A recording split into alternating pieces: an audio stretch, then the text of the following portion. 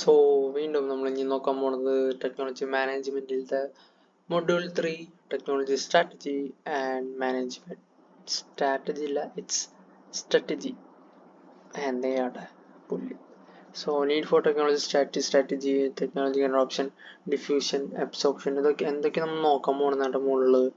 So benefit of technology absorption, issues involved in managerial technology absorption and government initiatives. Introduction introduction strategy and management technology. So technology strategy management അത് കൂടുതൽ deal ചെയ്യുന്നത് നമ്മുടെ planning, implementing, പിന്നെ organisation ഗോൾസിൻ്റെ objective അനുസരിച്ച് കാര്യങ്ങൾ നീങ്ങുന്നുണ്ടോ, ഇതൊക്കെയാണ് technology strategy management കൂടുതൽ deal ചെയ്യുന്ന സംഭവം. ഒരു മോഡേൺ ബിസിനസ്സിൻ്റെ ഒരു ക്രിട്ടിക്കൽ ആസ്പെക്റ്റ് എന്ന് പറയുന്നത് ടെക്നോളജി പരമായിട്ട് വരുന്ന സ്ട്രാറ്റജി മാനേജ്മെൻറ്റൊക്കെയാണ്. സോ അതാണ് ടെക്നോളജിയാണ് ഇന്നോവേഷന് വേണ്ടിയിട്ടുള്ള ഡ്രൈവിംഗ് ഫോഴ്സും കോമ്പറ്റീറ്റേഴ്സിനോട് ഗ്രോത്തിന് വേണ്ടിയിട്ടുള്ള കാര്യങ്ങൾ. സോ ടെക്നോളജി സ്ട്രാറ്റജിയുടെ മെയിൻ എയിം എന്താ വെച്ചാൽ ടെക്നോളജി ഇൻവെസ്റ്റ്മെൻറ്റ് ബിസിനസ് സ്ട്രാറ്റജി ആയിട്ട് ഒത്തുചേർന്ന് പോകുന്നുള്ളതാണ്. ഇത് നമ്മൾ മുമ്പ് നോക്കിയിട്ടുള്ളതാണ്. So process of developing technology strategy starts with through understanding of organization. നമ്മുടെ കാര്യങ്ങളും നമ്മുടെ സ്ട്രെങ്ത് എന്താണ്, നമ്മുടെ വീക്ക്നെസ് എന്താണ്, ഓപ്പർച്യൂണിറ്റീസ് എന്തൊക്കെയാണ് നമുക്ക് കിട്ടാൻ പോകുന്നത്, അതൊക്കെ ഐഡൻറ്റിഫൈ ചെയ്യുന്നതനുസരിച്ചാണ് നമ്മൾ എന്ത് ടെക്നോളജി സ്ട്രാറ്റജിയാണ് പ്ലാൻ ചെയ്യണമെന്ന് നമ്മൾ തീരുമാനിക്കേണ്ടത്. അപ്പോൾ ഇതൊരു റിവ്യൂ അല്ലെങ്കിൽ പോലെ നമ്മൾ പ്ലാൻ ചെയ്യും, അല്ലെങ്കിൽ എന്ത് ടെക്നോളജി നമുക്ക് ഐഡൻറ്റിഫൈ ചെയ്യുന്നതനുസരിച്ച്, അല്ലെങ്കിൽ നമ്മുടെ ഓർഗനൈസേഷൻ ഗോൾസിന് എന്ത് ടെക്നോളജി ട്രെൻഡ് സപ്പോർട്ട് ചെയ്യുന്നതനുസരിച്ച് നോക്കുന്നതാണ്. So with technology are the most critical to success and focus on developing a technology roadmap. One of the key elements of technology strategy is the development of technology standards and guidelines. So these standards and guidelines help ensure that technology initiatives are aligned with the നമ്മൾ select ചെയ്യാൻ പോകുന്ന സംഭവം, develop ചെയ്യാൻ പോകുന്ന technology standards and guidelines നമ്മുടെ ഓർഗനൈസേഷൻ്റെ ഗോളായിട്ട് ചേർന്ന് പോകേണ്ടത് നോക്കുന്നതാണ് ഇത്. The standards and guidelines also help to ensure the technology initiatives are implemented in a consistent and controlled manner. നമ്മൾ ഈ ഒരു ഗൈഡ്ലൈൻസ് സ്റ്റാൻഡേർഡ്സ് നമ്മൾ ചെയ്യാൻ പോകുന്ന ടെക്നോളജി ഇനീഷ്യേറ്റീവ്സ് നല്ല രീതിയിൽ കൺസിസ്റ്റൻ്റ് ആയിട്ട് നല്ല കൺട്രോൾഡ് മാനേഴ്സിൽ നമ്മൾ ചെയ്തു പോകണമെന്ന് ഉറപ്പ് വരുത്താൻ വേണ്ടിയിട്ട് ഇത് സഹായിക്കും. സോ അത് നമ്മുടെ ടെക്നോളജി ഇനീഷ്യേറ്റീവ്സിൻ്റെ സക്സസ്സിന് വേണ്ടി വളരെ ഇമ്പോർട്ടൻ്റ് ആയിട്ടുള്ള ഒരു ഫാക്ടറാണ്. കാരണം എന്തൊരു സംഭവം കൺസിസ്റ്റൻ്റ് ആയിട്ട് പോയാൽ മാത്രമാണ് കാര്യം എൻഡ് റിസൾട്ട് ഉണ്ടാവുള്ളൂ. വേറൊരു key aspect of technology strategy എന്ന് പറയുന്നത് ടെക്നോളജി ഗവേണൻസ് ആണ്, അതിൻ്റെ ഡെവലപ്മെൻ്റ് ആണ്. ടെക്നോളജി ഗവേണൻസ് എന്ന് പറയുന്നത് അത് നമ്മൾ എടുക്കുന്ന ഒരു ടെക്നോളജി ഇനിഷ്യേറ്റീവ്സ് നമ്മൾ എങ്ങനെ മാനേജ് ചെയ്യണോ, എങ്ങനെ കൺട്രോൾ ചെയ്യുന്നു, അപ്പം നമ്മുടെ ഓർഗനൈസേഷൻ ഗോളായിട്ട് എങ്ങനെ അത് ചേർന്ന് നിൽക്കുന്നു എന്ന് നോക്കേണ്ടതാണ്. സോ ഇതിൽ കൂടുതലും നമ്മളെടുക്കുന്ന പോളിസീസ്, പ്രൊസീജിയേഴ്സ്, എന്ത് പ്രൊസീജിയേഴ്സാണ് നമ്മൾ എടുക്കുന്നത്, പിന്നെ എന്തൊക്കെ പ്രോസസ്സുകളിലൂടെയാണ്, ഈ പറഞ്ഞ കാര്യങ്ങളിലൂടെയാണ് നമ്മുടെ ഓർഗനൈസേഷനിലത്തെ ടെക്നോളജി നമ്മൾ യൂസ് ചെയ്യാൻ പോകുന്നതനുസരിച്ചാണ്. പിന്നെയുള്ളത് finally technology strategy managing also includes development of technology architecture. ഒരു നല്ലൊരു ടെക്നോളജി ആർക്കിടെക്ചർ എന്ന് പറയുന്നത് നമ്മൾ ഉപയോഗിക്കാൻ പോകുന്ന ടെക്നോളജിയുടെ കമ്പോണൻസും സിസ്റ്റംസും കൂടിയിട്ടുള്ള ഒരു ബ്ലൂ പ്രിന്റ് ആണ്. സോ ആ ഒരു സംഭവം നമ്മുടെ ഓർഗനൈസേഷൻ ഒപ്പം തന്നെ അത് പറഞ്ഞ പോലെ നമ്മുടെ ഓർഗനൈസേഷൻ്റെ ഗോൾസിനും ഒബ്ജക്റ്റീവ്സിനും സപ്പോർട്ട് ചെയ്യുന്നത് ആയിരിക്കണം. So the technology architecture provides framework for the implementation of technology initiatives. നമ്മൾ ചെയ്യാൻ പോകുന്ന ടെക്നോളജി ഇനീഷ്യേറ്റീവ്സ് എങ്ങനെ ഇംപ്ലിമെൻറ്റ് ചെയ്യാന്നുള്ളതിൻ്റെ ഫ്രെയിംവർക്ക് കാണിച്ചു തരുന്നതാണ് എന്ത് technological strategy and management.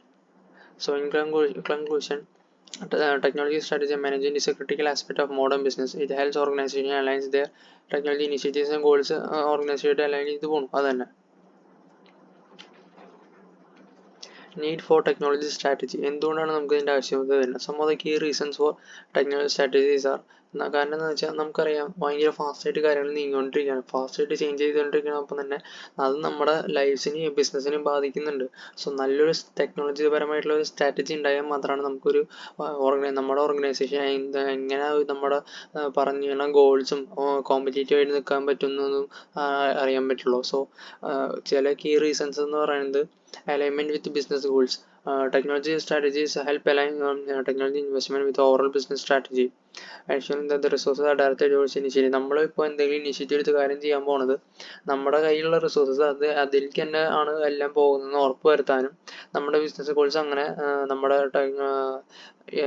Strategies ആയിട്ട് ഒരുമിച്ച് ഒത്തുകൂടി പോകുന്നുണ്ടെന്ന് ഉറപ്പ് വരുത്താൻ ഇത് ഹെൽപ്പ് ചെയ്യും. ഈ ഒരു ടെക്നോളജി സ്ട്രാറ്റജി നമ്മൾ ചെയ്യുകയാണെങ്കിൽ. അപ്പോൾ അത് ഓർഗനൈസേഷൻ്റെ സക്സസിനെ ഹെൽപ്പ് ചെയ്യും. പിന്നെയുള്ളതാണ് കോമ്പറ്റേറ്റീവ് അഡ്വാൻറ്റേജ്. നമുക്ക് ഇപ്പോൾ നമ്മൾ പുതിയ പുതിയ കാര്യങ്ങൾ ഡെവലപ്പ് ചെയ്തുകൊണ്ടിരിക്കുകയാണ്. അപ്പോൾ അവരിൽ നിന്ന് നമ്മളെ കോമ്പറ്റീറ്റേഴ്സിൽ നിന്ന് നമ്മളെ വേറിട്ട് നിർത്തുന്നത് എന്തായിരിക്കും? ഒരു കോമ്പറ്റേറ്റീവ് അഡ്വാൻറ്റേജ്. ഇപ്പോൾ നമ്മുടെ ടെക്നോളജി നമ്മൾ രണ്ടാൾക്കാരുടെ രണ്ട് ടെക്നോളജി ഉണ്ട്, അല്ലെങ്കിൽ സെയിം ആയിട്ടുള്ള ഒരു ടെക്നോളജി എന്ന് തരിക. അതിൽ നമ്മളെങ്ങനെ ഉപയോഗിക്കുന്നു അവരെങ്ങനെ ഉപയോഗിക്കുന്നു എന്നുള്ളതായിരിക്കും ഡിഫറെൻ്റ് ആയി നിൽക്കുക. അപ്പോൾ ടെക്നോളജിക്കൽ ആയിട്ടുള്ള പരമായിട്ട് നമ്മൾ നോക്കുകയാണെങ്കിൽ ഇപ്പം നമ്മൾ ചെയ്യാൻ പോകുന്ന ഒരു ടെക്നോളജി അവരുടെ കയ്യിലും സെയിം ടെക്നോളജി ഉണ്ട്.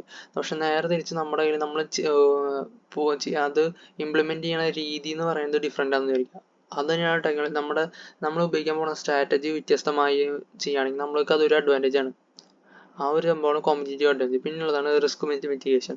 So technology comes with range of risk. പല റിസ്കുകൾ വരും. ചിലപ്പോൾ സൈബർ ത്രെറ്റ്, ഡാറ്റ നമ്മുടെ കയ്യിൽ നിന്ന് ലീക്ക് ആയി പോകും, സിസ്റ്റം ഇപ്പോൾ ഒരു പ്രൊഡക്റ്റ് ഡിസൈൻ ചെയ്യുകയാണെങ്കിൽ ഫെയിലിയർ ഉണ്ടായിരിക്കാം. സോ നല്ലൊരു ടെക്നോളജി സ്ട്രാറ്റജി ഉണ്ടെങ്കിൽ നമ്മുടെ ഓർഗനൈസേഷന് അതൊക്കെ ഐഡൻറ്റിഫൈ ചെയ്യാനും മുൻകൂട്ടി കണ്ട് അതിനനുസരിച്ചുള്ള സൊല്യൂഷൻസ് കണ്ടുപിടിച്ച് അത് ചെയ്യാൻ നമുക്ക് ഹെൽപ്പ് ചെയ്യും. സോ അപ്പോൾ ഓർഗനൈസേഷൻ്റെ അസറ്റ് റെപ്യൂട്ടേഷൻ അത് പ്രൊട്ടക്റ്റ് ചെയ്യും. പിന്നുള്ളതാണ് റിസോഴ്സ് അലോക്കേഷൻ. നല്ലൊരു ടെക്നോളജി സ്ട്രാറ്റജി ഉണ്ടെങ്കിൽ നമുക്ക് എങ്ങനെ നമ്മുടെ ഒരു ഇനീഷ്യേറ്റീവ് എടുക്കാൻ പോകുന്നതിന് എങ്ങനെ രീതിയിൽ നമ്മുടെ റിസോഴ്സസ് നമുക്ക് ഉപയോഗിക്കാം, ഇന്ന രീതിക്ക് ഇന്ന സ്ഥലത്ത് ഇത്ര ഉപയോഗിച്ചാൽ മതി, അല്ലെങ്കിൽ ഇത്ര റിസോഴ്സസ് മാത്രമേ നമുക്ക് വേണ്ടി വരുള്ളൂ. അപ്പോൾ അതിനനുസരിച്ച് കോസ്റ്റും കുറയ്ക്കാൻ പറ്റും. സോ അങ്ങനെ നമ്മുടെ സെയിം സംഭവം തന്നെ ഓർഗനൈസേഷൻ ഗോൾസ് ആൻഡ് ഒബ്ജക്റ്റീവ്സ് ആയിട്ട് അലൈൻ ചെയ്ത് പോകാനും നമുക്ക് പറ്റും. Attraction, retention of talent. A strong technology strategy can demonstrate that an organization is committed in investing in its employees and their professional growth, making it more attractive to potential employees and helping to retain existing talent. പിന്നുള്ളതാണ് technological adoption.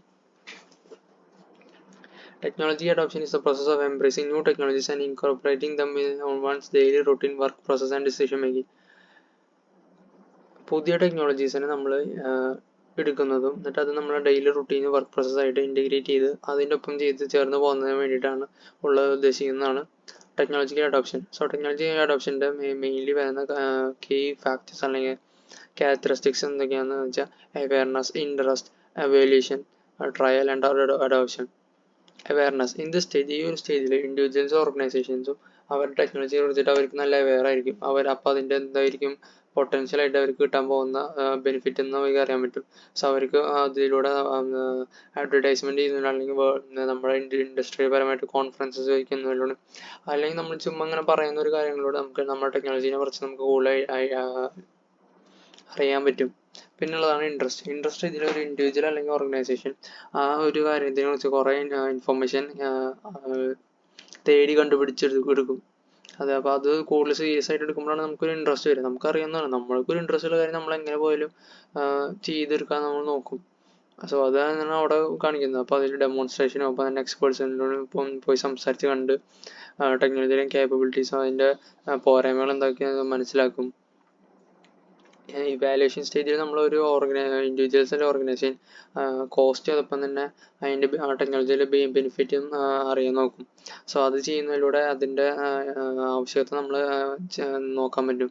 So they may also compare the technology to existing solution to assess its value proportion. Trial. In the trial stage individuals or organisation may test the technology in a limited capacity to see how it performs. So they may implement a pilot programme. ഒന്നുകിൽ ഇപ്പോൾ നമ്മളൊരു product ചെയ്ത് കഴിഞ്ഞാൽ നമ്മൾ trial അടിച്ച് നോക്കില്ലേ, ആ സംഭവമാണ് pilot programme എന്ന് ഉദ്ദേശിക്കുന്നത്. സ്മോൾ സ്കെയിൽ രീതിയിൽ നമ്മൾ ടെസ്റ്റ് ചെയ്ത് നോക്കുകയാണ് നമ്മുടെ സംഭവം. അല്ലെങ്കിൽ ഇപ്പോൾ നമ്മൾ പ്രൊഡക്റ്റ് നമ്മൾ ഒരു 10 ആൾക്കാർക്ക് കൊടുത്തിട്ട് അവരോട് അതിൻ്റെ റിവ്യൂ പറയുന്നത്.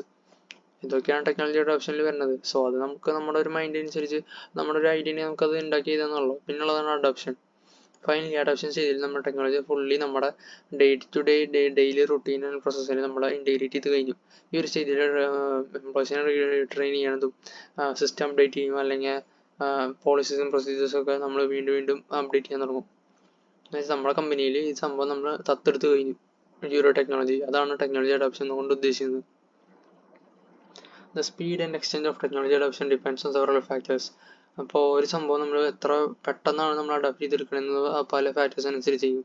ഒന്നാണ് perceived benefits, technical expertise, availability, accessibility, social and cultural context and risk.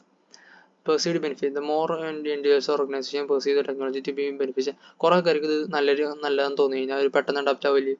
അതാണ് പെർസീവ്ഡ് ബെനിഫിറ്റ്സ്.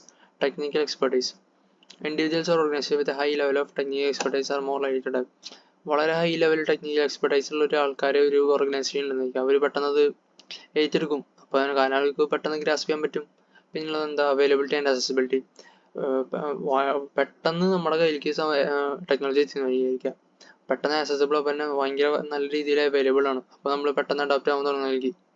പിന്നുള്ളത് എന്താ social and cultural contest. Social and cultural norms can influence the rate of technology adoption. For example ചില കൾച്ചറിൽ അതാ പറഞ്ഞത് ഇത് module 4 discuss ചെയ്യേണ്ടത് ഇതിനെ കുറിച്ചിട്ട്. ചില കൾച്ചറിന് അല്ലെങ്കിൽ ചില ടെക്നോളജി പരമായിട്ടുള്ള കാര്യങ്ങൾ ഒരു കൾച്ചറിന് ചെയ്തു പോകുന്ന ആൾക്കാർക്ക് അത് ആക്സെപ്റ്റ് ചെയ്യാൻ ഭയങ്കര ബുദ്ധിമുട്ടുണ്ടാവും. സോ അത് ഒരു ഇന്നോവേഷനും ചേഞ്ച് കൊണ്ട് മാത്രമാണ് മാറ്റാൻ പറ്റുള്ളൂ. പിന്നെ risk the level of risk with technology and influence and adopt. ഇപ്പോൾ റിസ്ക് കൂടി സംഭവമാണെങ്കിൽ ചിലപ്പോൾ ഓർഗനൈസേഷൻസ് പെട്ടെന്ന് അത് അങ്ങനെ അഡാപ്റ്റ് ചെയ്തിരിക്കുന്നു ഉറപ്പില്ല. അപ്പോൾ individuals organisation more likely to adapt. വളരെ റിസ്ക് കുറഞ്ഞ കാര്യങ്ങളാണ് കൂടുതൽ അവർ അഡാപ്റ്റ് ചെയ്യാനുള്ള ചാൻസ് ഉള്ളൂ. കാരണം അത് എഫക്റ്റീവായിട്ട് വർക്ക് ആവുന്ന അവർക്ക് അറിയാം. പിന്നെ അവർക്ക് റിസ്ക് എടുക്കാനും വയ്യ, കോസ്റ്റും പോവും, അങ്ങനത്തെ കുറേ കാര്യങ്ങളൊക്കെ നോക്കുമ്പോൾ അങ്ങനെയാണ് മിക്കതും വരിക. പിന്നെ അത്ര തന്നെ. പിന്നെ technology adoption is A complex process that involves multiple stages. കുറേ സ്റ്റേജസ് ഉണ്ട് അതിൽ, ഭയങ്കര റേഞ്ച് ഓഫ് ഫാക്ടേഴ്സ് ഉണ്ട്. ഇറ്റ് ഈസ് കൂടുതൽ എഫിഷ്യൻ്റ് ആവാനും കസ്റ്റമേഴ്സിന് ഇമ്പ്രൂവ് ചെയ്യാനും പുതിയ കേപ്പബിലിറ്റീസ് എന്തൊക്കെ അറിയാൻ വേണ്ടിയിട്ടാണ് നമ്മൾ ഈ ഒരു ടെക്നോളജി അഡോപ്ഷൻ ചെയ്ത് നോക്കുന്നത്.